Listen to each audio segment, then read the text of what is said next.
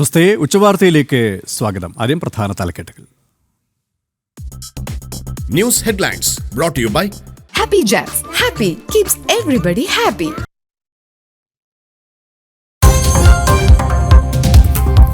സൗഹൃദം ഊഷ്മളമാക്കി ഭാരതവും ചൈനയും. കൈലാസ് മാനസരോവർ യാത്ര പുനരാരംഭിച്ചതായി പ്രധാനമന്ത്രി.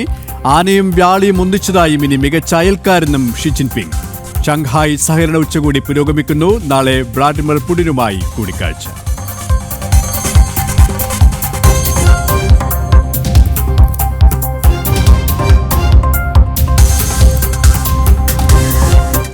ട്രംപിന്റെ നീരസത്തിന് പിന്നിൽ നൊബേൽ നഷ്ടബോധം. താരിഫ് ആയുധമാക്കിയത് നൊബേൽ പ്രൈസിന് ശുപാർശ ചെയ്യാൻ മോദി വിസമ്മതിച്ചതോടെ വെളിപ്പെടുത്തലുമായി ന്യൂയോർക്ക് ടൈംസ് ദിനപത്രം. സംഭവം ഇന്ത്യ പാക് വെടിനിർത്തലിന് പിന്നിൽ ട്രംപാണെന്ന അവകാശവാദം ഭാരതം തള്ളിയതിനു പിന്നാലെ.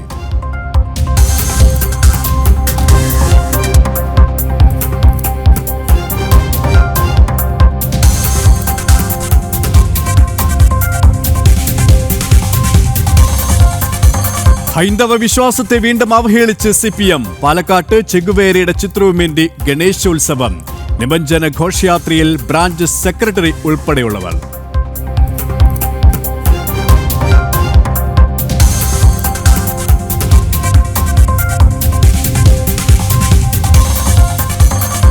മുട്ടിൽ മരമുറി കേസുകളിലെ ദുരൂഹത തുടരുന്നു. മനഃപൂർവ്വം വൈകിപ്പിച്ച് റവന്യൂ റിക്കവറി നടപടികളും. ഇളവുകൾ കോടതി ഉത്തരവുകൾ ലംഘിച്ച്.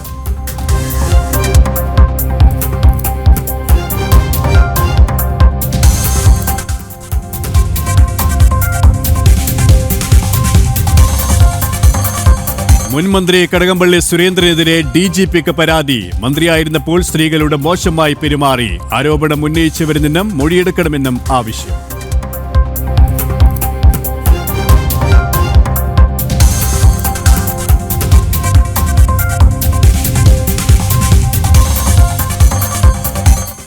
ഷാർജയിൽ ജീവനൊടുക്കി അതുല്യ അനുഭവിച്ചത് കൊടിയ പീഡനം. ഭർത്താവ് മർദ്ദിക്കുന്നതിന്റെ കൂടുതൽ ദൃശ്യങ്ങൾ. ജനം ടിവിക്ക്. മർദ്ദനം കൊലപ്പെടുത്തുമെന്ന ആക്രോശത്തോടെ. എന്റെ കൂടെ ജീവിക്കുവാന്ന് ജീവിക്കും, അല്ലെങ്കിൽ ഇതുകൂടെ തീർന്നു. നീ ഷാർജയില് പോകത്തില്ല, നീ അത് ഞാനാ പറഞ്ഞു. നീ ഇവിടുന്ന് പോകുന്നതിന് നീ ഇവിടുന്ന് പോയാലും ഞാൻ കുത്തി കൊന്നിട്ടേ ഞാൻ അടങ്ങത്തുള്ളൂ. സതീശ പറഞ്ഞു, നീ എവിടെ പോനാ, നീ എവിടെ പോകും?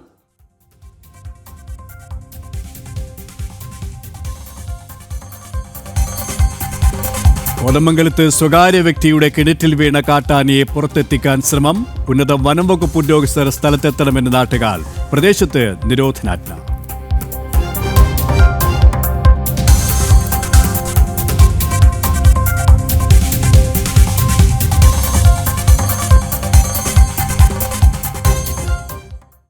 വിശദമായ വാർത്തയിലേക്ക്. അമേരിക്കൻ പ്രസിഡന്റ് ഡൊണാൾഡ് ട്രംപിന്റെ ഭാരതത്തിനോടുള്ള പിണക്കത്തിന് പിന്നിൽ സമാധാന നൊബേൽ പുരസ്കാരം എന്ന് വെളിപ്പെടുത്തൽ. പ്രധാനമന്ത്രി നരേന്ദ്രമോദി നൊബേൽ പുരസ്കാരത്തിനായി ശുപാർശ ചെയ്യാത്തതാണ് ട്രംപിനെ ചൊടിപ്പിച്ചതെന്ന് ന്യൂയോർക്ക് ടൈംസിന്റെ വെളിപ്പെടുത്തൽ. ഭാരതം പാക് സംഘർഷം അവസാനിപ്പിച്ചത് താനാണെന്ന അനാവശ്യവാദം ഭാരതം തള്ളിയതും ട്രംപിന്റെ പിണക്കത്തിന് കാരണമായെന്നും വെളിപ്പെടുത്തൽ. വിശദാംശങ്ങളുമായി ന്യൂസ് ഡെസ്ക് ദിനം ഗൗതം അനന്തനാരായണൻ ചേരുകയാണ്. ഗൗതം, ഭാരതത്തിനു മേൽ ട്രംപ് അമേരിക്ക ഏർപ്പെടുത്തിയ താരിഫിനു മേലിൽ ട്രംപിന്റെ നീരസം, അതായത് നൊബേൽ പുരസ്കാരത്തിന് ശുപാർശ ചെയ്തില്ല നരേന്ദ്രമോദി. അതുതന്നെയാണ് ന്യൂയോർക്ക് ടൈംസ് അടക്കം ഇപ്പോൾ റിപ്പോർട്ട് ചെയ്യുന്നത്, അല്ലേ? KP അതുതന്നെയാണ്. അതായത് ഈ അമേരിക്കയുടെ പ്രസിഡന്റ് ഡൊണാൾഡ് ട്രംപ് ഇത്തരത്തിൽ ഈ സമാധാനത്തിൻ്റെ നോബൽ സമ്മാനം അടിച്ചെടുക്കാനായിട്ടൊരു നീക്കം കുറേ നാളുകളായി നടത്തുന്നുണ്ട്. അതിൻ്റെ ഭാഗമായി അമേരിക്ക പറഞ്ഞാൽ കേൾക്കുന്ന പല രാജ്യങ്ങളെ കൊണ്ടും ഇദ്ദേഹത്തിന് അനുകൂലമായ രീതിയിലുള്ള പ്രതികരണങ്ങൾ തേടിയെടുക്കുന്നതിലൊക്കെ ട്രംപ് ഒരു ഘട്ടത്തിൽ വിജയിച്ചിരുന്നു. നമുക്കറിയാം, നമ്മുടെ അയൽ രാജ്യമായിട്ടുള്ള പാകിസ്ഥാൻ ഈ സമാധാനത്തിൻ്റെ നോബൽ സമ്മാനം ട്രംപിന് നൽകണം എന്ന ഒരു ആവശ്യം മുന്നോട്ട് വെച്ചു. അതുപോലെ തന്നെ ഏറ്റവും അവസാനമായി കംബോഡിയ അത്തരമൊരു നിർദ്ദേശം മുന്നോട്ട് വെച്ച ഒരു രാജ്യമാണ്. തായ്ലാൻഡും കംബോഡിയയും തമ്മിൽ അതിർത്തിയിലുണ്ടായ സംഘർഷം പരിഹരിച്ചത് ട്രംപാണെന്നാണ് കംബോഡിയ പറയുന്നത്.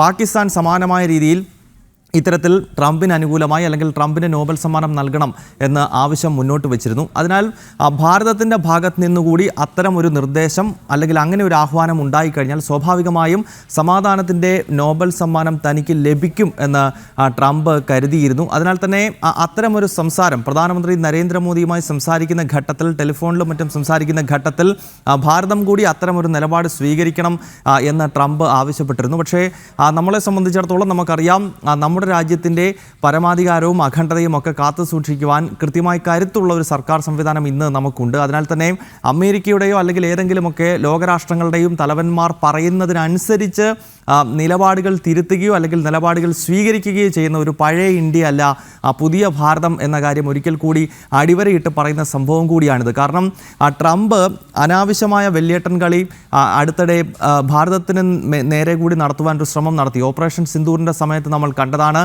ഭാരതവും പാകിസ്ഥാനും തമ്മിൽ നടന്നൊരു സംഘർഷം. ആ സംഘർഷത്തിൽ പാകിസ്ഥാന് പിടിച്ചു നിൽക്കാനാവില്ലെന്ന് കൃത്യമായ ബോധ്യം വന്നതോടുകൂടി നമ്മളോട് ആവശ്യപ്പെടുകയാണ്, വെടിനിർത്തൽ അതിർത്തിയിൽ വേണം എന്നൊരാവശ്യം പാകിസ്ഥാൻ്റെ ഭാഗത്ത് നിന്നുണ്ടാകും. അതിനെ തുടർന്ന് ഭാരതത്തിൻ്റെയും പാകിസ്ഥാൻ്റെയും സൈനിക മേധാവികൾ സംസാരിച്ചുകൊണ്ടാണ് ആ സീസ് ഫയറിലേക്ക് കാര്യങ്ങൾ എത്തിയത്. ഈ സീസ് ഫയർ എത്തുന്ന ഘട്ടത്തിൽ ഇത് താനാണ് ഇതിൻ്റെ ഇടനിലക്കാരൻ എന്ന പ്രഖ്യാപനവുമായി ട്രംപ് കടന്നു വന്നത് ഭാരതത്തെ സംബന്ധിച്ചിടത്തോളം അങ്ങേയറ്റം പ്രകോപനമുണ്ടാക്കുന്ന ഒരു കാരണമായിരുന്നു. കാരണം ഭാരതവും പാകിസ്ഥാനും തമ്മിൽ നടന്നുകൊണ്ടിരിക്കുന്ന യുദ്ധത്തിന് സമാനമായ രീതിയിലുള്ളൊരു സംഘർഷം, ആ സംഘർഷത്തിൽ ഒരു മൂന്നാം കക്ഷിയെയും ഇടപെടുവാൻ ഭാരതം അനുവദിച്ചിട്ടില്ല എന്നതാണ്. കാരണം ലോകത്തിലെ തന്നെ ഏറ്റവും പ്രധാനപ്പെട്ട സൈനിക ശക്തിയാണ് നമ്മുടേത്. മാത്രമല്ല, നമ്മൾ ഒരു ശത്രു രാഷ്ട്രത്തിന് മേൽ കൃത്യമായി അടിക്കുന്ന ഘട്ടത്തിൽ ഏത് മൂന്നാം രാഷ്ട്രമാണെങ്കിലും അതിൽ വന്ന് അഭിപ്രായം പറയേണ്ട ആവശ്യമില്ല എന്ന കാര്യം വളരെ മുൻപ് തന്നെ ഭാരതം കശ്മീർ വിഷയത്തിൽ ഉൾപ്പെടെ നമ്മൾ അത്തരമൊരു നിലപാട് സ്വീകരിച്ചിട്ടുള്ള രാഷ്ട്രമാണ്. അതിനാൽ തന്നെ ട്രംപ് അതിൽ ഒരു തരത്തിലും ഇടപെട്ടിട്ടില്ല എന്ന കാര്യം പാർലമെൻറ്റിൽ ഉൾപ്പെടെ ഭാരതം നിലപാട് വ്യക്തമാക്കിയതോടുകൂടി ട്രംപിന് ഒരു കാര്യം മനസ്സിലായി. അതായത് അമേരിക്ക പറയുന്നതിനനുസരിച്ച് നിലപാടുകൾ തിരുത്തുകയോ സ്വീകരിക്കുകയോ ചെയ്യുന്ന ഒരു രാജ്യമല്ല ഇപ്പോഴത്തെ ഇന്ത്യ എന്ന കാര്യം വൈറ്റ് ഹൗസും മനസ്സിലാക്കുകയായിരുന്നു. ഇതോടുകൂടിയാണ് ട്രംപിന് വലിയ നീരസം ഭാരതത്തിന് മേലുണ്ടായത്. പിന്നീട് നമുക്കറിയാം, അടുത്ത കാലത്തായി ഇരട്ട നികുതി ഈടാക്കുക, അതോടൊപ്പം തന്നെ ഇറക്കുമതിയിൽ ചില നിബന്ധനകൾ കൊണ്ടുവരിക, അങ്ങനെയുള്ള പ്രകോപനങ്ങൾ അമേരിക്കയുടെ ഭാഗത്ത് നിന്നുണ്ടായി. അപ്പോൾ പൊതുവെ ഇപ്പോൾ ന്യൂയോർക്ക് ടൈംസ് ഉൾപ്പെടെ വെളിപ്പെടുത്തുന്നത് ഈ നോബൽ സമ്മാനത്തിനായി ഭാരതത്തിൻ്റെ ഭാഗത്ത് നിന്നും ഒരു നിർദ്ദേശം ഉണ്ടാകാത്തതാണ് ഇദ്ദേഹത്തിൻ്റെ ഈ നീരസത്തിന് അല്ലെങ്കിൽ ഇപ്പോൾ കാട്ടിക്കൂട്ടുന്ന ഈ പ്രകോപനത്തിനൊക്കെ കാരണം എന്ന വെളിപ്പെടുത്തലാണ് ന്യൂയോർക്ക് ടൈംസ് തന്നെ ഇപ്പോൾ വ്യക്തമാക്കുന്നത്. KP. ന്യൂസ് ഡെസ്കിൽ നിന്നും ഗൗതമാണ് വിശദാംശങ്ങൾ നൽകിയത്. ഭാരതത്തിന്റെ സഹകരണത്തിൽ നന്ദി അറിയിച്ച് ചൈനീസ് പ്രസിഡന്റ് ഷി ജിൻപിങ്. ആനയും വ്യാളിയും ഒത്തുചേർന്നു, മികച്ച അയൽക്കാരാകാനുള്ള തീരുമാനം സ്വാഗതാർഹം. ഒന്നിച്ചു നിന്നാൽ വിജയിക്കാൻ കഴിയുന്ന രാജ്യങ്ങളാണ് ഭാരതവും ചൈനയുമെന്നും അദ്ദേഹം കൂട്ടിച്ചേർത്തു. ചരിത്രപരമായി ഏറെ പ്രാധാന്യമുള്ള രാജ്യങ്ങൾ മനുഷ്യരാശിയുടെ പുരോഗതിക്കായി ഒരുമിച്ച് നിലകൊള്ളണമെന്നും അദ്ദേഹം അഭിപ്രായപ്പെട്ടു. വികസ്വര രാജ്യങ്ങളുടെ ഐക്യദാർഢ്യം ഉറപ്പാക്കണമെന്നും മോദിയുമായുള്ള കൂടിക്കാഴ്ചയിൽ ഷി ജിൻപിങ് പറഞ്ഞു. 也是全球南方重要成员，坚决地造福美国人民，促进发展中国家团结振兴，推动人类社会进步的重要责任。做睦邻友好的朋友，相互成就的伙伴，实现龙象共舞，应当是中印双方的正确选择。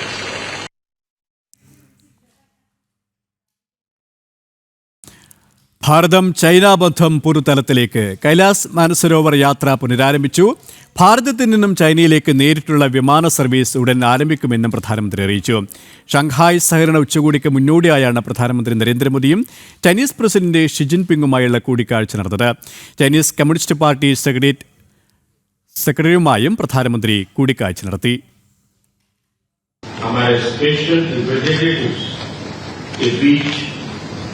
बॉर्डर मैनेजमेंट के संबंध में सहमति बनी। कैलाश मानसरोवर यात्रा फिर से शुरू की। दोनों देशों के बीच डायरेक्ट फ्लाइट भी फिर से शुरू की जा रही है।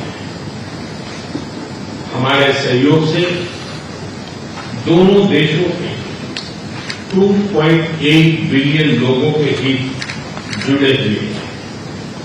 इससे पूरी मानवता के कल्याण का मार्ग भी प्रशस्त होगा।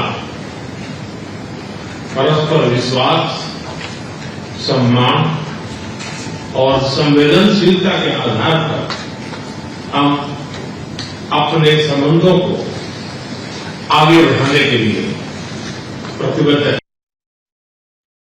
വിശദാംശങ്ങളുമായി ഇന്റർനാഷണൽ ഡെസ്ക് ദിനം ഐസൻ ജോസ് ചേരുകയാണ്. ഐസൻ, ഭാരതം ചൈന ബന്ധം കൂടുതൽ ഊഷ്മളമാവുകയാണല്ലേ?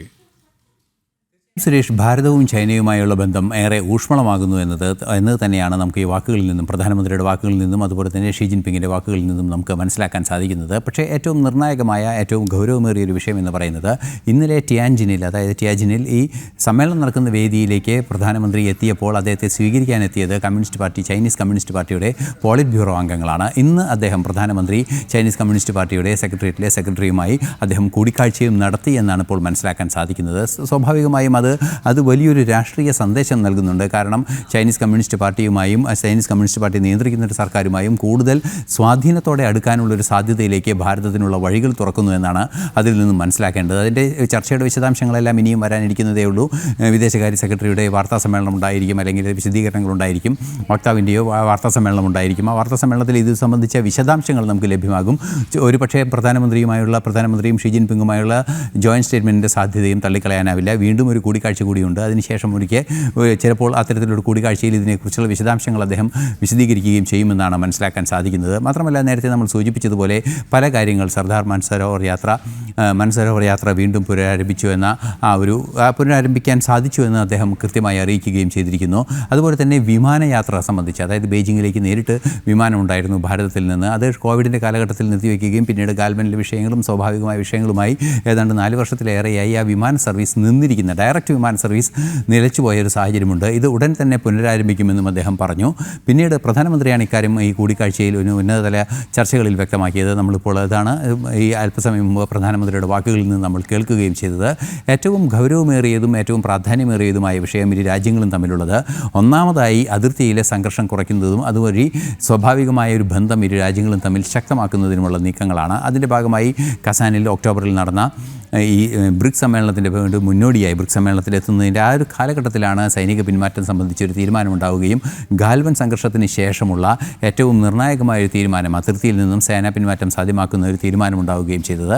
അതിന് പിന്നാലെയാണ് ഇപ്പോൾ 10 മാസം തികയുന്നതിന് മുമ്പ്, അതല്ലെങ്കിൽ 10 മാസം സാങ്കേതികമായി തികഞ്ഞ ഒരു സാഹചര്യത്തിൽ പ്രധാനമന്ത്രി ചൈന സന്ദർശിക്കുകയും ചെയ്തിരിക്കുന്നു. പ്രധാനമന്ത്രി ചൈനയിലെത്തുന്നത് 7 വർഷത്തിന് ശേഷമാണ്. ഗാൽവൻ സംഘർഷമെല്ലാം തന്നെ പ്രതിസന്ധികൾ സൃഷ്ടിച്ചിരിക്കുന്ന ഒരു കാലഘട്ടത്തിലാണ് ഈ സന്ദർശനം വൈകുകയും ചെയ്തത്. ഇപ്പോൾ ആ സന്ദർശനം നടന്നിരിക്കുന്നു എന്നത് മറ്റൊരു സൂചനയായി തന്നെ നയതന്ത്ര തലത്തിൽ നമുക്ക് മനസ്സിലാക്കാൻ സാധിക്കുന്നുണ്ട്. ഇത്തരത്തിൽ 1-2 വിഷയങ്ങൾ പ്രധാനമായും ഇപ്പോൾ നമുക്ക് സൂചനകളായി ലഭിക്കുന്നു. മറ്റൊരു സുപ്രധാന ഘടകം എന്ന് പറയുന്നത് ഈ യോഗം നടക്കുന്ന പശ്ചാത്തലം, അതല്ലെങ്കിൽ ഈ സന്ദർശനം നടക്കുന്ന പശ്ചാത്തലമാണ്, ഉഭയകക്ഷി ചർച്ച നടക്കുന്ന പശ്ചാത്തലമാണ്. 30% താരിഫ് ചൈനയ്ക്കും 50%ഓളം താരിഫ് 2 ഘട്ടങ്ങളായി, അതായത് 25% അധിക താരിഫും 25% റഷ്യയിൽ നിന്ന് എണ്ണ വാങ്ങുന്നതുമായി ബന്ധപ്പെട്ടുള്ള പരാതിയുടെ അടിസ്ഥാനത്തിൽ അല്ലെങ്കിൽ എതിർപ്പിൻ്റെ അടിസ്ഥാനത്തിലുള്ള പിഴ നികുതിയുമാണ് ഏർപ്പെടുത്തിയിരിക്കുന്നത്, അല്ലെങ്കിൽ താരിഫുമാണ് ഏർപ്പെടുത്തിയിരിക്കുന്നത്. ഈ 2 താരിഫും ചേർന്ന് ലോകത്തിലെ ഏറ്റവും കൂടുതൽ താരിഫ് ഏർപ്പെടുത്തിയ രാജ്യം ഭാരതമായി മാറിയിരിക്കുന്നൊരു സാഹചര്യമാണ് ഇപ്പോൾ ഉള്ളത്. ഈ സാഹചര്യത്തിലാണ് ഇരു രാജ്യങ്ങളും തമ്മിൽ, നേരത്തെ പ്രധാനമന്ത്രി പറയുകയും ചെയ്തു, വലിയ ജനസംഖ്യകളുള്ള 2 രാജ്യങ്ങൾ ഒന്നാകുമ്പോൾ അത് വലിയ സാധ്യതകൾ തുറന്നു കിട്ടുമെന്നാണ് അദ്ദേഹം പറഞ്ഞത്. അതിൽ നിന്നെല്ലാം തന്നെ നമുക്ക് മനസ്സിലാക്കാൻ സാധിക്കുന്നത് ഒരേ സമയം വലിയൊരു വിപണിയും അതേസമയം തന്നെ വലിയൊരു തൊഴിൽ സാധ്യതയും, വലിയ തൊഴിൽ സാധ്യതകളും തൊഴിലവസരങ്ങളും നിക്ഷേപ സാധ്യതകളും തുറന്നു കിട്ടുകയാണ്. 2 ഘടകങ്ങളാണ്, അതായത് തൊഴിൽ ലഭിക്കുന്നതും അതുപോലെ തന്നെ വിപണി ലഭിക്കുന്നതും അതേസമയം തന്നെ വലിയ നിക്ഷേപ സാധ്യതകൾ തുറക്കുന്ന ഒരു സാഹചര്യവും അതുപോലെ തന്നെ ആ സാമ്പത്തിക രംഗം, ഭാരത ചൈന സമ്പദ് രംഗം പ്രോസ്പർ ആകുന്ന ഒരു സാഹചര്യമാണ് ഉണ്ടാവുക.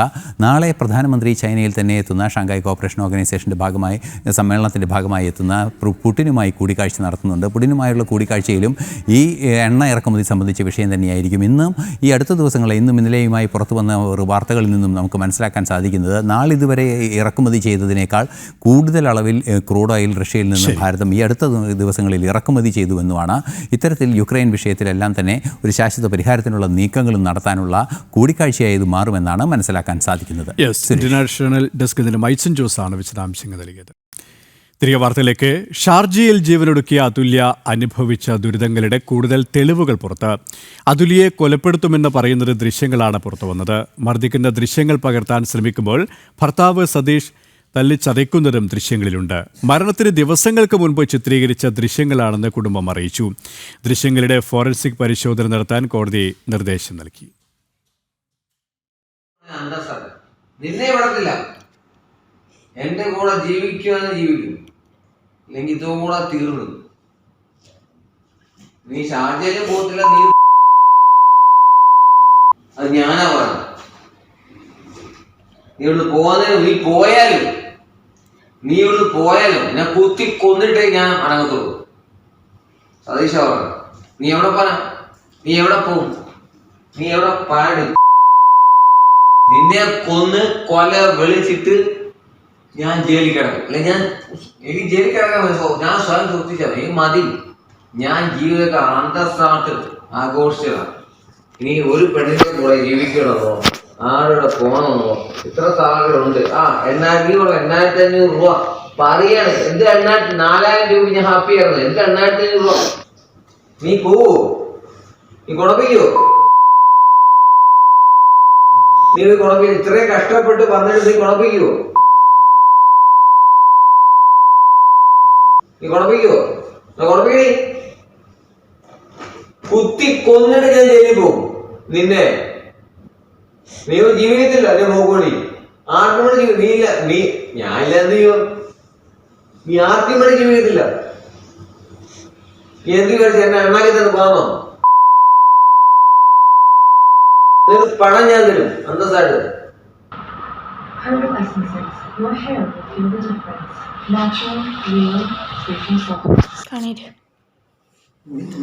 നീ കുറെ ദിവസം കൊണ്ടേക്കാണ് വീടെടുക്കുന്നത്.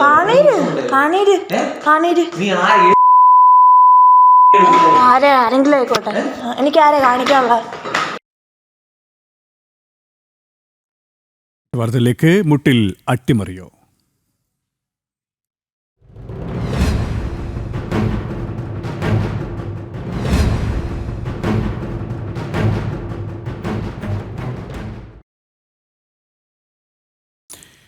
മുട്ടിൽ മരമുറി കേസുകളിലെ റവന്യൂ റിക്കവറി നടപടികളും മനഃപൂർവ്വം വൈകിപ്പിക്കുന്നു. മേപ്പാടി ഉരുൾപൊട്ടിന്റെ പശ്ചാത്തലത്തിൽ നടപടികൾ നിർത്തിവെച്ചു എന്നാണ് വിവരാവകാശ പ്രകാരം ഡെപ്യൂട്ടി കലക്ടർ നൽകിയ വിവരാവകാശ മറുപടിയിൽ പറയുന്നത്.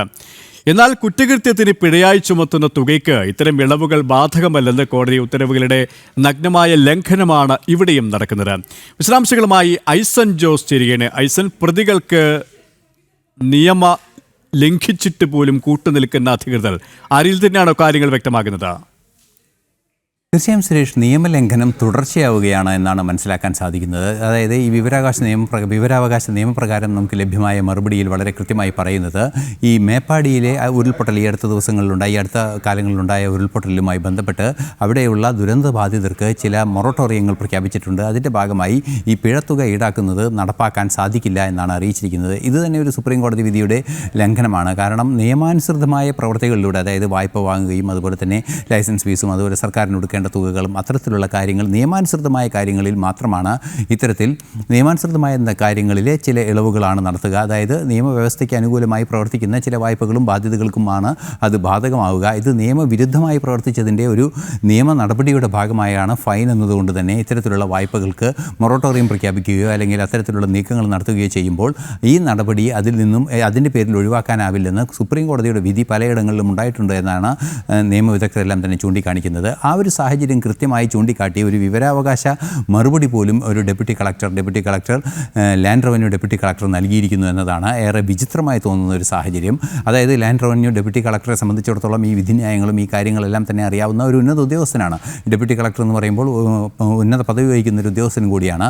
അദ്ദേഹം ഇത്തരത്തിലൊരു തെറ്റായ വ്യാഖ്യാനം മേപ്പാടി ചൂരൽമലയിലൊക്കെ നടന്ന ആ ഒരു അപകടത്തിൻ്റെ പശ്ചാത്തലത്തിൽ അതിനിരയായവർക്ക് നൽകുന്ന ആ മൊറട്ടോറിയത്തിൻ്റെ ഭാഗം ഇവർക്കും ബാധകമാണ് എന്ന രീതിയിൽ അതിനെ വ്യാഖ്യാനിക്കുകയാണ് ചെയ്തത്. 37 കേസുകളിലാണ് ഇത്തരം മരമുറിയുമായി ബന്ധപ്പെട്ട 37 കേസുകളിലാണ് ഈ റവന്യൂ റിക്കവറി നടപടിയുടെ ഭാഗമായി റവന്യൂ പിഴ ചുമത്തിയിരിക്കുന്നത്. ആ 37 കേസുകളിൽ ചുമത്തിയ പിഴ പിരിച്ചെടുക്കുന്നതിനോ അത് റവന്യൂ റിക്കവറി നടപടി വഴി വസൂലാക്കുന്നതിനുള്ള നടപടികൾ സ്വീകരിക്കുന്നില്ല എന്ന് മാത്രമല്ല 31 കേസുകളിൽ നടപടിയും എടുത്തിട്ടില്ല എന്നതാണ് യാഥാർത്ഥ്യം. തഹസിൽദാർ ഇത് സംബന്ധിച്ച നടപടികൾ ഇതുവരെ അന്തിമമായി സ്വീകരിച്ചിട്ടില്ല. 5 വർഷത്തോളമായിട്ടും നടപടികൾ സ്വീകരിച്ചിട്ടില്ല എന്നതാണ് മറ്റൊരു വീഴ്ചയായി നമുക്ക് കണക്കാക്കാൻ സാധിക്കുന്നത്. നിയമവിരുദ്ധം നേരത്തെ നമ്മൾ മനസ്സിലാക്കിയതുപോലെ ഒരു പുകമറ സൃഷ്ടിച്ച് നിയമത്തിൻ്റെ തെറ്റായ ഉത്തരവ് നൽകി പുകമറ സൃഷ്ടിച്ച് ഒരു വ്യാഖ്യാനം നടത്തുകയാണ് ചെയ്തതെങ്കിൽ ഇപ്പോൾ വീണ്ടും നിലനിൽക്കുന്ന ഉത്തരവിനെ വീണ്ടും തെറ്റായി വ്യാഖ്യാനിച്ച് പ്രതികൾക്ക് അനുകൂല നിലപാട് പ്രതികൾക്ക് വേണ്ടി ചില നീക്കങ്ങൾ നടത്തുകയും അവർക്കെതിരായ നിയമ നടപടികൾ ഒഴിവാക്കി കൊടുക്കുകയും ചെയ്യുന്ന ഒരു അതീവ വിചിത്രവും ഗുരുതരവുമായ കുറ്റകൃത്യമാണ് നടന്നിരിക്കുന്നത് എന്നതാണ് യാഥാർത്ഥ്യം. യെസ്, ഐസൻ ജോസാണ് വിശദാംശങ്ങൾ നൽകിയത്. മുൻമന്ത്രി കടകംപള്ളി സുരേന്ദ്രനെതിരെ DGPക്ക് പരാതി. മന്ത്രിയായിരുന്നപ്പോൾ സ്ത്രീകളോട് മോശമായി പെരുമാറിയെന്നാണ് പരാതി. പൊതുപ്രവർത്തകനായ മുനീറാണ് പരാതി നൽകിയത്. ആരോപണം ഉന്നയിച്ചവരിൽ നിന്ന് മൊഴിയെടുക്കണമെന്നും ആവശ്യം. വിശദാംശങ്ങളുമായി പ്രശാന്ത് ശങ്കരമംഗലത്ത് ചേരുകയാണ്. പ്രശാന്ത്, എന്തൊക്കെയാണ് പരാതിയിൽ പറയുന്നത്?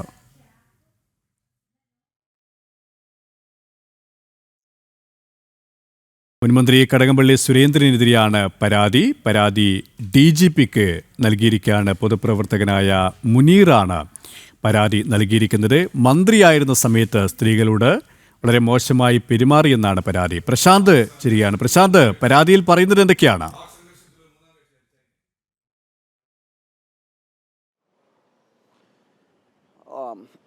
KP കോൺഗ്രസ് നേതാവാണ് കടകംപള്ളി സുരേന്ദ്രൻ, മുൻ മന്ത്രി, CPM മന്ത്രിക്കെതിരെ ഇപ്പോൾ സംസ്ഥാന പോലീസ് മേധാവിക്ക് പരാതി നൽകിയിരിക്കുന്നത്. അതായത് കടകംപള്ളി സുരേന്ദ്രൻ മന്ത്രിയായിരുന്ന കാലത്ത് സ്ത്രീയോട് അപമര്യാദയായി പെരുമാറി, മോശം പെരുമാറ്റം നടത്തി എന്നടക്കമുള്ള കാര്യങ്ങൾ ചൂണ്ടിക്കാണിച്ചുകൊണ്ടാണ് പരാതി നൽകിയിരിക്കുന്നത്. ആ പരാതിക്കാരി തന്നെ സമ്മതിക്കുന്ന ഒരു സാഹചര്യമൊക്കെ നേരത്തെ ഉണ്ടായിരുന്നു. അതുകൊണ്ട് തന്നെ അവരുടെ മൊഴി രേഖപ്പെടുത്തിക്കൊണ്ട് നടപടിയിലേക്ക് കടക്കണമെന്നതടക്കമുള്ള കാര്യങ്ങൾ ഉന്നയിച്ചുകൊണ്ടാണ് ഇപ്പോൾ പരാതി നൽകിയിരിക്കുന്നത്. ഒരു കോൺഗ്രസ് നേതാവാണ് ഈ പരാതി ഇപ്പോൾ DGPക്ക്, സംസ്ഥാന പോലീസ് മേധാവിക്ക് നൽകിയിരിക്കുന്നത്. ഇതിൻ്റെ മറ്റൊരു കാര്യമെന്ന് പറയുന്നത്, ഇപ്പോൾ ഈ രാഹുൽ മാങ്കൂട്ടത്തിൻ്റെ സ്ത്രീ പീഡന വിഷയം, അതായത് ലൈംഗികാരോപണ വിഷയം അടക്കം നിലനിൽക്കുന്ന സാഹചര്യത്തിൽ അതായത് ലൈംഗികാരോപണം ഉന്നയിക്കുന്ന സാഹചര്യത്തിൽ CPM മന്ത്രിമാർക്കെതിരെയും അതോടൊപ്പം തന്നെ CPM നേതാക്കൾക്കെതിരെയും പ്രത്യാരോപണങ്ങൾ എന്ന നിലയിലാണ് ഇപ്പോൾ ഈ ആരോപണങ്ങൾ ഉയർന്നു വരുന്നത്. നേരത്തെ നമ്മൾ പറഞ്ഞിരുന്നു, ഇത്തരം സാഹചര്യം നിലനിൽക്കുന്നതുകൊണ്ട് തന്നെയാണ് CPM വലിയ രീതിയിൽ പ്രതിഷേധ നടപടികളോ പ്രതിരോധ നടപടികളോ ഒന്നും സ്വീകരിക്കാത്തത് എന്നടക്കമുള്ള കാര്യങ്ങൾ നമ്മൾ നേരത്തെ പറഞ്ഞിരുന്നു. അതിന് സമാനമായ രീതിയാണ് ഇപ്പോൾ നടക്കുന്നതെന്ന് വേണം നമുക്ക് മനസ്സിലാക്കിയിരിക്കുന്നത്. എന്തായാലും ഒരു കോൺഗ്രസ് നേതാവ് ഇപ്പോൾ പരാതി നൽകിയിരിക്കുകയാണ്. മുൻമന്ത്രിയായിരുന്ന കടകംപള്ളി സുരേന്ദ്രൻ, ഒന്നാം പിണറായി സർക്കാരിൻ്റെ കാലത്ത് അദ്ദേഹം മന്ത്രിയായിരുന്നു. കടകംപള്ളി സുരേന്ദ്രനെതിരെയാണ് ഇപ്പോൾ ഒരു പരാതി സംസ്ഥാന പോലീസ് മേധാവിക്ക് നൽകിയിരിക്കുന്നത്. ആ വിഷയത്തിൽ സ്ത്രീകളോട് മോശം പെരുമാറ്റം നടത്തുന്നതടക്കമുള്ള കാര്യങ്ങൾ അദ്ദേഹത്തിൻ്റെ ഭാഗത്തുണ്ടായി. അദ്ദേഹത്തിൻ്റെയും ഓഡിയോ ക്ലിപ്പുകളടക്കം സാമൂഹ്യ മാധ്യമങ്ങളിൽ വരുന്നൊരു സാഹചര്യമൊക്കെ നേരത്തെ ഉണ്ടായിരുന്നു. എന്തായാലും ഇതിൻ്റെയൊക്കെ അടിസ്ഥാനത്തിൽ കേസ് രജിസ്റ്റർ ചെയ്യണം. അതോടൊപ്പം തന്നെ പരാതിക്കാരിയിൽ നിന്ന് വിശദമായിട്ടുള്ള മൊഴി രേഖപ്പെടുത്തിക്കൊണ്ട് നടപടിയിലേക്ക് കടക്കണമെന്നടക്കമുള്ള കാര്യങ്ങളാണ് ഇപ്പോൾ ഈ സംസ്ഥാന പോലീസ് മേധാവിക്ക് നൽകിയ പരാതിയിൽ പറയുന്നത്. KP പ്രശാന്ത് ശങ്കരമംഗലത്താണ് വിശദാംശങ്ങൾ നൽകിയത്. നവഭാരത് നവ ഛത്തീസ്ഗഡ്.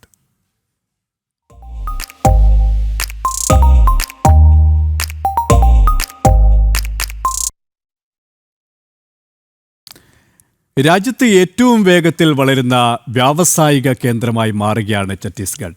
വിഷ്ണുദേവ് സായി സർക്കാരിൻ്റെ പുതിയ വ്യവസായ നയം നിരവധി നിക്ഷേപങ്ങളെ ആകർഷിക്കുന്നു. സാധ്യതകളുടെ നാടായി കൂടി മാറുകയാണ് സംസ്ഥാനം.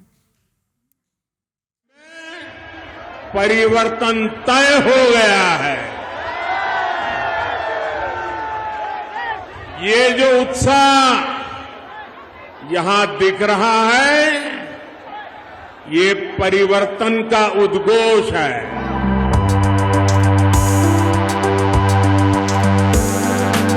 ഉത്പാദനം, സേവനം, ഈസ് ഓഫ് ഡൂയിങ് ബിസിനസ് എന്നിവയിൽ ശ്രദ്ധ കേന്ദ്രീകരിച്ചുള്ള പുതിയ നയവുമായി ഛത്തീസ്ഗഡ് വ്യാവസായിക വിപ്ലവത്തിലാണ്. പ്രധാനമന്ത്രി നരേന്ദ്രമോദിയുടെ വിഷൻ 2047 അനുസൃതമായാണ് വിഷ്ണുദേവ് സായി സർക്കാർ പുതിയ നയം രൂപപ്പെടുത്തിയത്. കഴിഞ്ഞ 6 മാസത്തിൽ 6.75 ലക്ഷം കോടിയുടെ നിക്ഷേപം ആകർഷിക്കാൻ സംസ്ഥാനത്തിനായി. ഇതിൽ 3 ലക്ഷം കോടി ഊർജ്ജ മേഖലയിൽ മാത്രമാണ്.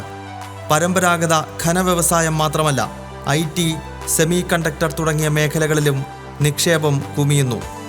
ജൂലൈ 1 സംഘടിപ്പിച്ച ഇൻഡസ്ട്രി ഡയലോഗിലൂടെ 1.25 ലക്ഷം കോടിയുടെ നിക്ഷേപമെത്തി. Make in India, vocal for local എന്നിവയുടെ പ്രതിഫലനമാണ് പുതിയ നയം. അമൃതകാൽ ഛത്തീസ്ഗഡ് വിഷൻ 2047 ആണ് വികസന മുദ്രാവാക്യം. ആധുനിക കൃഷി മുതൽ കളിപ്പാട്ട വ്യവസായം വരെ നയം ഒന്നുപോലെ പ്രോത്സാഹിപ്പിക്കുന്നു. വിനോദസഞ്ചാരം, ഹോട്ടൽ ബിസിനസ്സുകൾക്കും ഇളവുകൾ ഏറെ. ചരക്ക് ഗതാഗതവും വ്യാപാരവും എളുപ്പമാക്കാൻ പുതിയ ലോജിസ്റ്റിക് നയം കൂടി സർക്കാർ അവതരിപ്പിച്ചു.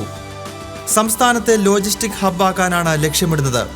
ആഭ്യന്തര വ്യവസായങ്ങൾക്കൊപ്പം വിദേശ നിക്ഷേപത്തിനും പ്രോത്സാഹനം നൽകുന്നു.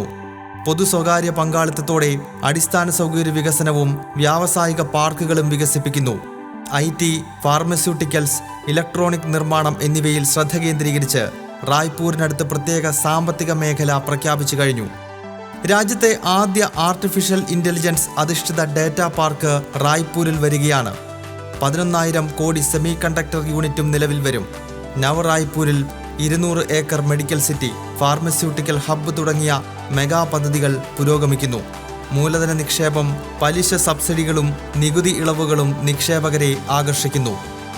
സ്വസ്ഥ് ഓർ സുഖി ഛത്തീസ്ഗഡ്, ആരോഗ്യ സന്തുഷ്ട ഛത്തീസ്ഗഡ് എന്ന ദർശനവുമായാണ് വിഷ്ണുദേവ് സായി സർക്കാർ പ്രവർത്തിക്കുന്നത്.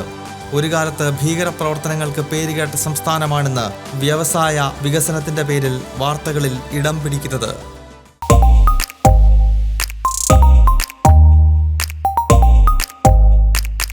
പാലക്കാട് ഗണേശോത്സവം നടത്തി CPM. ചെഗുവേരയുടെ ചിത്രവുമേന്തിയാണ് മുണ്ടൂർ മീനങ്ങാടുള്ള CPM പ്രവർത്തകർ ഗണേശോത്സവം സംഘടിപ്പിച്ചത്. ബ്രാഞ്ച് സെക്രട്ടറി ഉൾപ്പെടെ ഗണേശ വിഗ്രഹ നിമജ്ജന ഘോഷയാത്രയിൽ പങ്കെടുത്തു. കഴിഞ്ഞ വർഷവും ഇതേ സ്ഥലത്ത് CPM ഗണേശോത്സവം സംഘടിപ്പിച്ചിരുന്നു. ഗണപതി മിത്താണെന്ന് CPM സംസ്ഥാന സെക്രട്ടറി MV ഗോവിന്ദനും സ്പീക്കർ AN ഷംസീറും ഉൾപ്പെടെ പറയുമ്പോഴാണ് അതേ പാർട്ടിയുടെ പ്രവർത്തകർ തന്നെ ഗണേശോത്സവം നടത്തിയത്.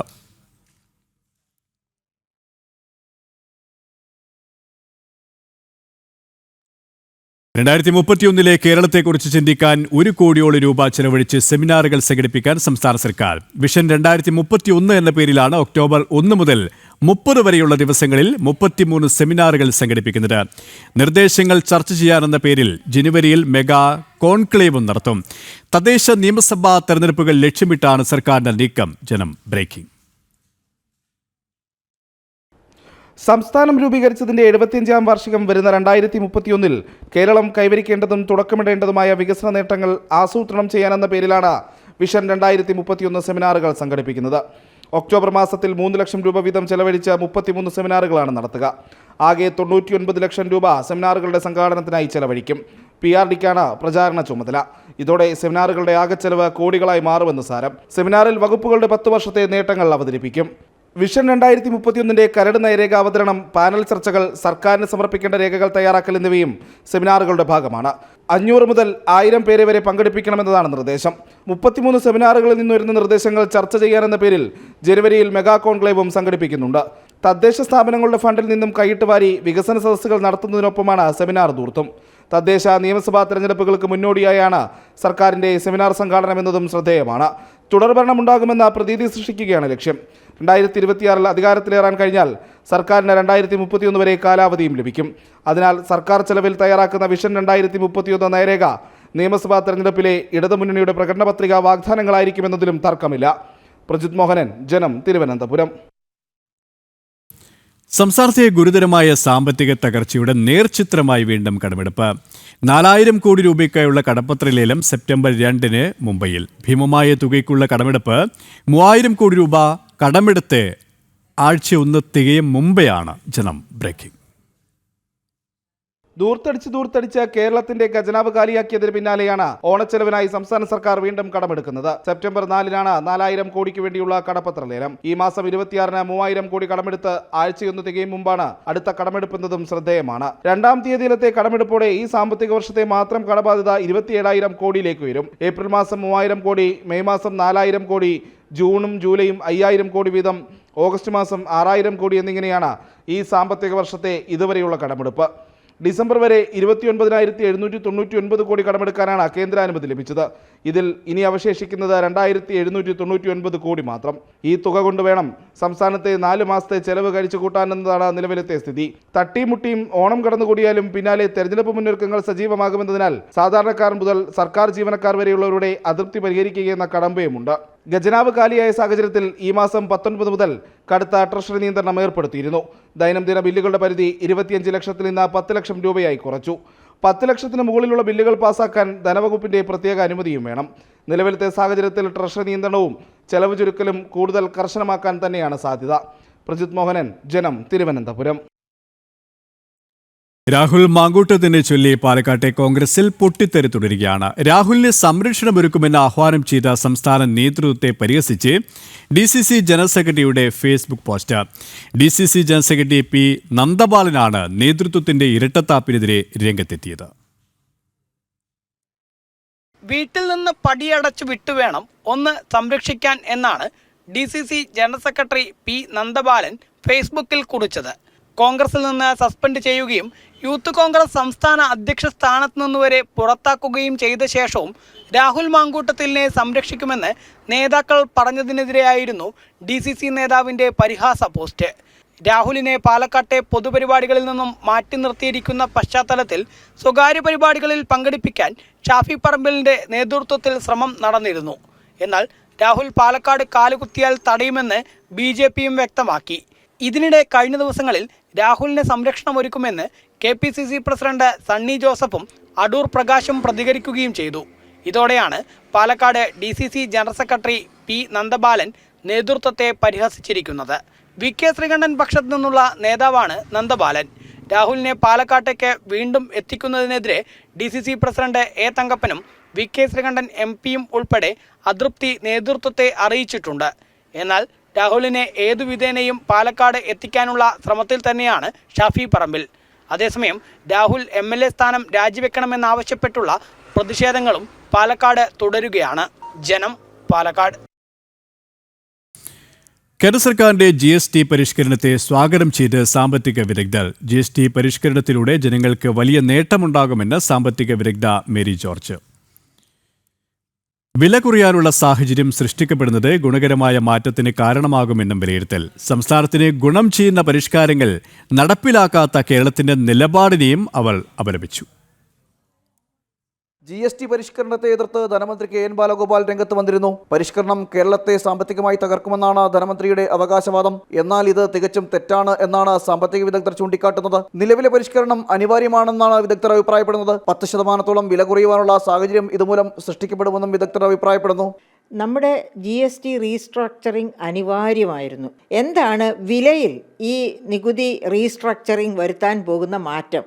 28% ഉൽപ്പന്നങ്ങൾ 18% വരുമ്പോൾ ആ ലക്ഷറി ഉൽപ്പന്നങ്ങൾ, അതിനകത്ത് എന്നാൽ വില കൂടിയ മുട്ടായി വരെയുള്ള എല്ലാ ഉൽപ്പന്നങ്ങളും ഉണ്ട്. അങ്ങനെയുള്ള ഉൽപ്പന്നങ്ങൾ ഈ 18 വരുമ്പോൾ middle class, upper middle class, upper class, അതിലെ ഈ പറയപ്പെട്ട എല്ലാ കൂട്ടരും ഇത് വാങ്ങാൻ സന്നദ്ധരാകും. കാരണം അവർക്ക് വാങ്ങിക്കാൻ അവരുടെ പോക്കറ്റിന് ശേഷിയുള്ള രീതിയിലേക്ക് വിലകൾ താഴും. സാധനങ്ങളുടെ വില കുറയുന്നത് ജീവിത നിലവാരം ഉയരുന്നതിന് കാരണമാകും. ഇതിലൂടെ സാമ്പത്തിക രംഗത്ത് വലിയ കുതിച്ചുചാട്ടം ഉണ്ടാകുമെന്നും മേരി ജോർജ് ചൂണ്ടിക്കാട്ടുന്നു. ഇന്ത്യ 146 കോടി 39 ലക്ഷം ജനങ്ങളുള്ള ലോകത്തെ ഒന്നാമത്തെ ജനസംഖ്യ രാഷ്ട്രമാണ്.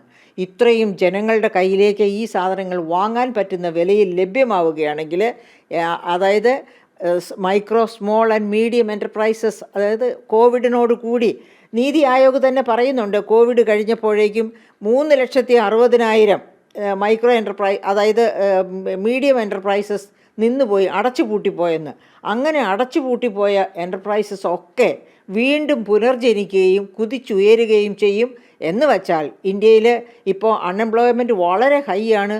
ആ അൺഎംപ്ലോയ്മെൻറ്റ് താഴേക്ക് വരികയും തൊഴിൽ സൃഷ്ടിക്കപ്പെടുക എന്ന് വെച്ചാൽ വരുമാനം വർദ്ധിക്കുക എന്നാണ്. സാധാരണക്കാരൻ്റെ ജീവിത നിലവാരം ഉയരുകയും ചെയ്യും. പരമാവധി നികുതി 28% നിന്ന് 18% കുറയുന്നതാണ് സംസ്ഥാന ധനമന്ത്രിയെ അസ്വസ്ഥനാക്കിയത്.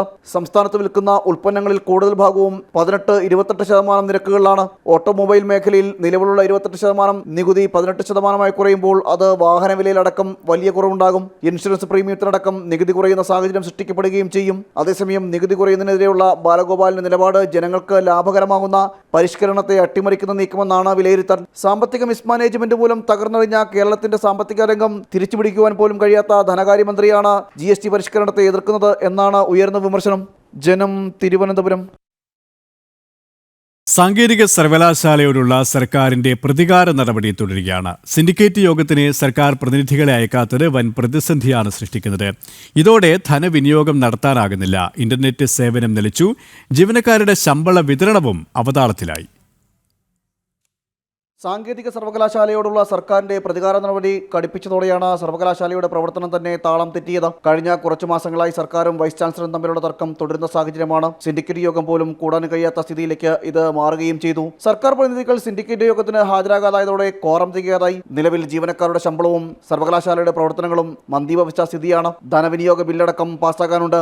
സിൻഡിക്കേറ്റ് യോഗം നടന്നാൽ മാത്രമേ സർവകലാശാലയുടെ പ്രവർത്തനം സുഗമമായി നടക്കൂ. എന്നാൽ സർക്കാർ പ്രതിനിധികൾ മനഃപൂർവ്വം യോഗത്തിൽ നിന്ന് വിട്ടുനിൽക്കുന്നത് പ്രതിസന്ധി സൃഷ്ടിക്കുന്ന സാഹചര്യമാണ് നിലവിലുള്ളത്. ഓണക്കാലമായിട്ടും ജീവനക്കാർക്ക് ശമ്പളം പോലും ലഭിക്കാത്ത അവസ്ഥയും. 85ഓളം സ്ഥിരം ജീവനക്കാരും 100-ലധികം കരാർ ജീവനക്കാരുമാണ് സർവകലാശാലയിലുള്ളത്. 2 മാസമായി പെൻഷൻ ലഭിക്കുന്നില്ല. വൈകാതെ സർവകലാശാലയിലെ ഇന്റർനെറ്റ് സേവനവും നിലയ്ക്കും. താൽക്കാലിക വൈസ് ചാൻസലർ സ്ഥാനത്ത് കെ ശിവപ്രസാദിനെ നിയമിച്ചതിന് പിന്നാലെയാണ് സർക്കാരിന്റെ പ്രതികാര നടപടി. കെ ശിവപ്രസാദിന്റെ നിയമനം ചട്ടവിരുദ്ധമെന്ന് ആരോപിച്ചാണ് സർക്കാർ നിസ്സഹകരണം ആരംഭിച്ചത്. ജനം, തിരുവനന്തപുരം. എറണാകുളം കോതമംഗലത്തെ ജനവാസ മേഖലയിൽ കാട്ടാന കിണറ്റിൽ വീണു. കോട്ടപ്പടി വടക്കുംഭാഗം സ്വദേശി വർഗീസിന്റെ കിണറ്റിലാണ് പുലർച്ചെ ആന വീണത്. കാട്ടാനശല്യം രൂക്ഷമായ പ്രദേശത്തെ പ്രശ്നപരിഹാരമാകാതെ ആനയെ കയറ്റി വിടില്ല എന്നാണ് നാട്ടുകാരുടെ നിലപാട്. കോട്ടപ്പടി പഞ്ചായത്ത് 3-ാം വാർഡിൽ 144 പ്രഖ്യാപിച്ചു.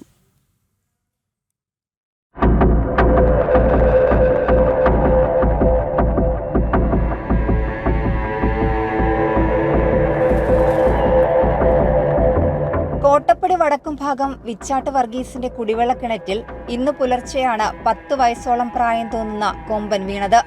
നിരന്തരം കാട്ടാന ശല്യമുള്ള പ്രദേശമാണിത്. വന്യജീവി ശല്യത്തിന് പരിഹാരമുണ്ടാകാതെ ആനയെ കയറ്റിവിടില്ലെന്ന നിലപാടിലാണ് പ്രദേശവാസികൾ. അപ്പോൾ ഞങ്ങൾ പല പ്രാവശ്യമായിട്ട് പറഞ്ഞിട്ടുണ്ട്, ഇവിടെ ഫെൻസിങ് സംവിധാനങ്ങളൊക്കെ പൊട്ടിക്കിടക്കുകയാണ്, ഇതുവരെ റിപ്പയർ ചെയ്തിട്ടില്ല. ഇത് കഴിഞ്ഞ പ്രാവശ്യം ഇതേ സ്ഥലത്ത് തന്നെ കഴിഞ്ഞ വർഷം ഇതുപോലെ തന്നെ ആന കണ്ടി ചാടിയതിന് ഞങ്ങൾക്ക് ഇതിലെ കേസും സംഭവമൊക്കെ ആയിട്ട് മുമ്പോട്ട് പോയി. ഞങ്ങളെ നാട്ടുകാരെ മുഴുവൻ പറ്റിച്ചൊരു സാഹചര്യമാണ്. കാരണം ഞങ്ങൾക്ക് കിണറിപ്പം തന്നെ ശരിയാക്കി തരാം, എല്ലാം റെഡിയാക്കി തരാം എന്ന് പറഞ്ഞിട്ട് 1 വർഷത്തോളം ആ വീട്ടുകാരും അതിന്റെ പരിസരത്തുള്ള ആൾക്കാരും കുടിവെള്ളം ഇല്ലാണ്ട് കഷ്ടപ്പെട്ട ഒരു സാഹചര്യമാണ്. അപ്പോൾ ഇത് ഞങ്ങൾ എന്തായാലും അംഗീകരിക്കാൻ പോകുന്നില്ല. കഴിഞ്ഞ പ്രാവശ്യം ഞങ്ങൾ ജനങ്ങളെ പറ്റിച്ച പോലെ ഇത്തവണ പറ്റിക്കാന്നോ 144 പ്രഖ്യാപിച്ച് പേടിപ്പിക്കാന്നോ ആരും വിചാരിക്കേണ്ട. ഞങ്ങൾ ഈ ആനയുടെ കാര്യങ്ങൾക്ക് ഒരു തീരുമാനമാക്കിയിട്ട് മാത്രമാണ് ഇതിനെ ഇവിടെ നിന്ന് കയറ്റിവിടാൻ അനുവദിക്കുകയുള്ളൂ. കിണറിന്റെ ഒരു ഭാഗം പൊളിച്ച് ആനയെ കാട്ടിലേക്ക് തുരത്തുമെന്ന് സ്ഥലത്തെത്തിയ എറണാകുളം DFO കാർത്തിക് അറിയിച്ചു. വീട്ടുകാർക്ക് നഷ്ടപരിഹാരമായി 1 ലക്ഷം രൂപ നൽകും. എന്നാൽ ഫെൻസിംഗ് നിർമ്മാണ ജോലികൾ ഉടൻ പൂർത്തിയാക്കുമെന്ന് ഉറപ്പ് ലഭിക്കാതെ ആനയെ കിണറ്റിൽ നിന്ന് കയറ്റിവിടാൻ അനുവദിക്കില്ലെന്നറിയിച്ച് കോതമംഗലം MLA ആന്റണി ജോൺ നാട്ടുകാർക്കൊപ്പം രംഗത്തെത്തിയതോടെ ആനയെ കയറ്റാനുള്ള ശ്രമം താൽക്കാലികമായി നിർത്തിവെച്ചു. നിലവിൽ ഇവിടെ പ്രഖ്യാപിച്ചിട്ടുള്ള വർക്കിനെ സംബന്ധിച്ച് വളരെ കൃത്യമായ ഒരു തീരുമാനം ജനങ്ങളോട് പറഞ്ഞാൽ മാത്രമേ തുടർ കാര്യങ്ങളുമായി ബന്ധപ്പെട്ടുകൊണ്ട് മുന്നോട്ട് പോകാൻ സമ്മതിക്കുകയുള്ളൂ. ഈ കാര്യത്തിനകത്ത് കൃത്യമായ ഒരു നിലപാട് വേണം. എന്ന് ഈ ഫെൻസിങ്ങിന്റെ വർക്ക് പൂർത്തീകരിക്കാൻ കഴിയുമെന്നുള്ള കൃത്യമായ ഉറപ്പ് ലഭിക്കാതെ ആനയെ കയറ്റിക്കൊണ്ടുപോകാൻ സമ്മതിക്കില്ല. എറണാകുളം ജില്ലയിൽ ഏറ്റവും അധികം കാട്ടാനശല്യമുള്ള സ്ഥലമാണ് കോട്ടപ്പടി. കഴിഞ്ഞ 6 മാസത്തിനിടയിൽ ഇത് 2ാമത്തെ സംഭവമാണ്. ജനം, കൊച്ചി. RSS പ്രഥമ ഇരിട്ടി താലൂക്ക് കാര്യവാഹും റിട്ടയർഡ് അധ്യാപകനുമായ മുഴക്കുന്ന് കാമ്പ്രത്തില്ലത്ത് കെ ശങ്കരൻ നമ്പൂതിരിപ്പാട് അന്തരിച്ചു. 83 വയസ്സായിരുന്നു. അടിയന്തരാവസ്ഥ പോരാളിയാണ്. RSS കണ്ണൂർ ജില്ലാ കാര്യവാഹ്, ജില്ലാ ഭൗതിക് പ്രമുഖ്, ജില്ലാ ശാരീരിക് പ്രമുഖ്, വിശ്വ ഹിന്ദു പരിഷത്ത് കണ്ണൂർ ജില്ലാ പ്രസിഡന്റ്, ബാലഗോകുലം ജില്ലാ സെക്രട്ടറി എന്നീ നിലകളിൽ പ്രവർത്തിച്ചിട്ടുണ്ട്. റിട്ടയർഡ് അധ്യാപിക സരസ്വതിയാണ് ഭാര്യ. കേന്ദ്രമന്ത്രി ജോർജ് കുര്യന്റെ ഓഫീസ് അംഗം സോഹൻലാൽ ശർമ്മ, സോജൻലാൽ ശർമ്മ, സോന, സോജ, സോയ എന്നിവരാണ് മക്കൾ.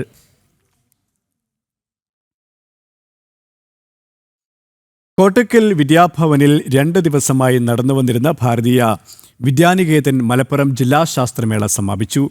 LP വിഭാഗത്തിൽ പൂന്താനം വിദ്യാനികേതൻ പാണ്ടിക്കാട്, ശ്രീ വള്ളുവനാട് വിദ്യാഭവൻ പെരിന്തൽമണ്ണ, വേദവ്യാസ വിദ്യാനികേതൻ ഒഴൂർ. UP വിഭാഗത്തിൽ ശ്രീ വള്ളുവനാട് വിദ്യാഭവൻ പെരിന്തൽമണ്ണ, വേദവ്യാസ വിദ്യാനികേതൻ ഒഴൂർ, സാന്ദീപിനി വിദ്യാനികേതൻ വളാഞ്ചേരി. HS വിഭാഗത്തിൽ ശ്രീ വള്ളുവനാട് വിദ്യാഭവൻ പെരിന്തൽമണ്ണ, കോട്ടക്കൽ വിദ്യാഭവൻ, ഗുരുകുലം വിദ്യാനികേതൻ വണ്ടൂർ എന്നീ വിദ്യാലയങ്ങൾ യഥാക്രമം 1, 2, 3 സ്ഥാനങ്ങളിൽ ഓവറോൾ ചാമ്പ്യന്മാരായി. ജില്ലാധ്യക്ഷൻ PK തരകൻ മാസ്റ്റർ, ജില്ലാ സെക്രട്ടറി M ജയപ്രകാശ് മാസ്റ്റർ, ജില്ലാ കോർഡിനേറ്റർ KV സജിത് കുമാർ, വിദ്യാലയ മാനേജർ മുരളീധരൻ, പ്രധാന അധ്യാപകൻ P സജിത് കുമാർ, ശാസ്ത്രമേള കോർഡിനേറ്റർ ദിബീഷ് P, വിദ്യാലയ സമിതി സെക്രട്ടറി P സുരേഷ് ബാബു, ജില്ലാ കമ്മിറ്റി അംഗം മിഥുൻ K എന്നിവർ വിജയികൾക്ക് ട്രോഫികൾ കൈമാറി. മലപ്പുറം ജില്ലയിലെ 40 വിദ്യാലയങ്ങളിൽ നിന്നായി 2 ദിവസങ്ങളിലായി 1000-ഓളം കുട്ടികൾ പങ്കെടുത്തു.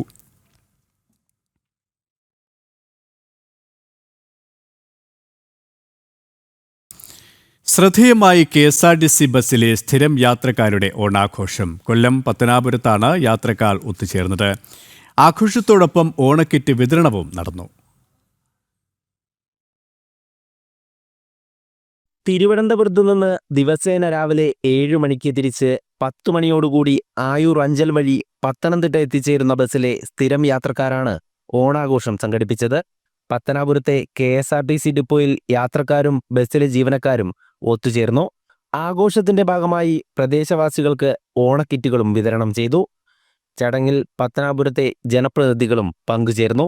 നമുക്കറിയാം, ഒരു സീറ്റിലിരുന്നാൽ പോലും പരസ്പരം സംസാരിക്കാതെ, അടുത്ത വീടുകൾ പോലും മതിൽ കെട്ടി അപ്പുറം ഇപ്പുറവും സംസാരിക്കാത്ത ഈ കാലഘട്ടത്തിൽ ആരെന്നറിയാതെ എന്തെന്നറിയാത്ത ഒരു വട്ടം കുടുംബങ്ങൾക്ക് ഓണത്തിനൊരു സഹായ ഹസ്തവുമായി വന്ന നമ്മുടെ ഈ ബസ് തിരുവനന്തപുരത്ത് നിന്ന് ആരംഭിച്ച് ആയൂർ, അതേപോലെ അഞ്ചൽ, പുനലൂർ, പത്തനാപുരം, കൊട്ടാരക്കര പത്തനംതിട്ട എത്തി. ആ പത്തനംതിട്ടയിലെ ഈ മേഖലകളിലെ വിവിധ ഓഫീസുകളിൽ വർക്ക് ചെയ്യുന്ന പ്രിയപ്പെട്ടവർ അവരുടെ നിത്യച്ചെലവിന് ശേഷം കിട്ടിയ ചെറിയ തുക ഈ നാട്ടിലെ പ്രിയപ്പെട്ടവർക്ക് ഓണസമ്മാനമായി നൽകുന്ന ഒരു വലിയ സന്തോഷകരമായ കാഴ്ചയുണ്ട്. അതിന് ഈ ജീവനക്കാരെ, ഇതിൽ സഹകരിച്ച മുഴുവൻ ആൾക്കാരെയും പത്തനാപുരം ഗ്രാമപഞ്ചായത്ത് പ്രസിഡന്റ് എന്ന നിലയിൽ ഹൃദയപൂർവ്വം അവരെല്ലാം നന്ദിയും അവരോടെല്ലാം അവരെ അഭിവാദ്യം ചെയ്യുകയാണ് ഈ ഒരു പ്രവൃത്തി ഏറ്റെടുത്തതിന്. ബസ്സിലെ സ്ഥിരം യാത്രക്കാരിൽ ഒരാളാണ് പത്തനാപുരം ലോ കോളേജിന്റെ പ്രിൻസിപ്പളായ ഡോക്ടർ ബിനു നടരാജൻ. സ്ഥിരമായിട്ട് യാത്ര ചെയ്യുന്ന കുറച്ചധികം യാത്രക്കാരും കൂടി ചേർന്നുകൊണ്ട് അവർ സംഘടിപ്പിക്കുന്ന ഒരു ഓണാഘോഷമാണിത്. ഈ ഓണാഘോഷത്തിന് വേറിട്ട് ഒരു പ്രത്യേകതയുണ്ട്.